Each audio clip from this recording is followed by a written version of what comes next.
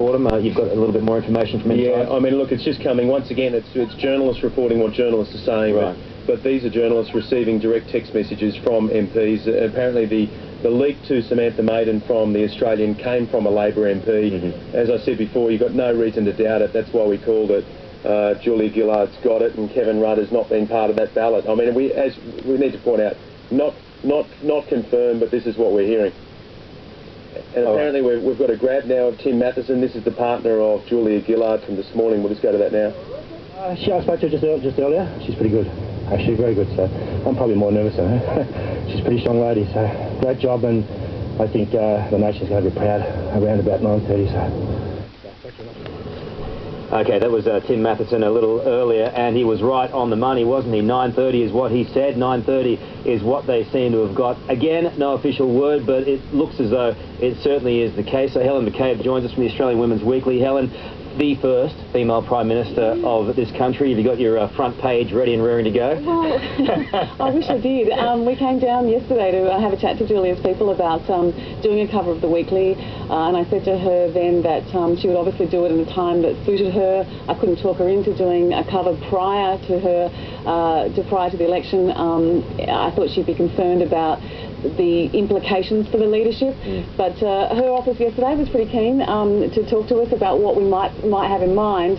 Right now, sitting here, the Weekly cover is done and dusted for next month, but yeah, we'll certainly be looking at any opportunities to get Julia into the magazine. Don't look at the past. Well, you know, it's magazines. They're a month-long process, and it's not quite like the live television experience. But look, it's an historic day, and it feels good to be the editor of the Women's Weekly today, and to be. I never thought that I would see a female Prime Minister at this point in Australian history. I thought it would be some years away, and it's nice to be sharing part of it. On these historic days, it's quite extraordinary to be part of that, even though there is so much work to be done. I know when we were in Washington and Barack Obama was elected as the first African-American president of the United States, there was so much enthusiasm, there was so much celebration. Laurie Oakes, we pretty quickly learned after that there was so much work to be done. Julia Gillard is going to be in exactly the same position.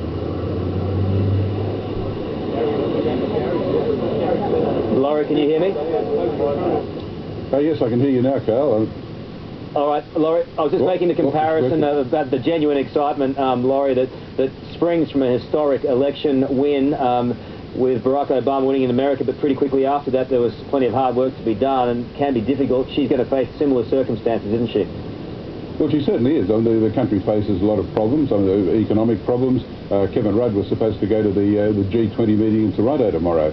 Now, I don't think Julia Gillard's going to leap on a plane and make that trip, but it's an important meeting. She's going to have to start grappling with the economy, with the mining tax row. She's got to solve the problem of what Labor does about climate change, having done the backflip on the ETS, and she's got to work out how to take Tony Abbott down, although she's had a bit of practice at that every Friday morning on the Today Show.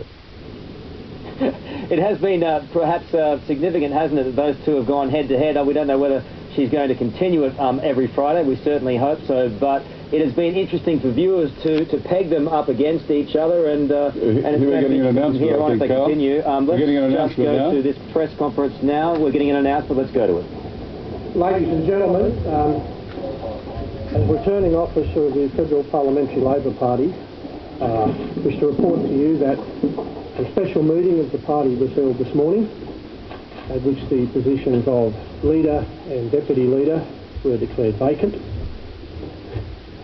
The new leader of the Federal Parliamentary Labor Party, elected unopposed, is Julia Gillard.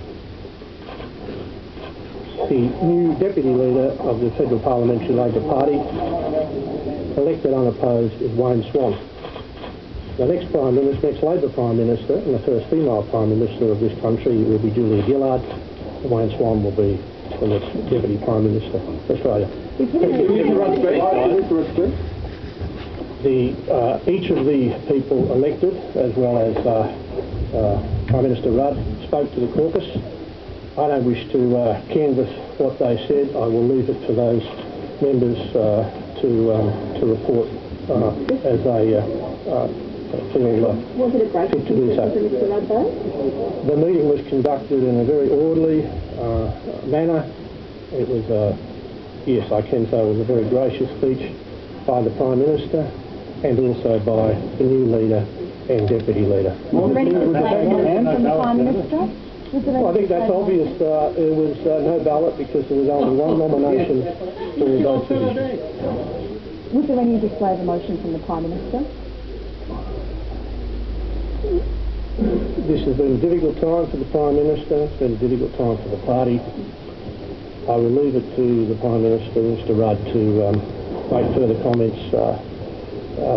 I don't wish to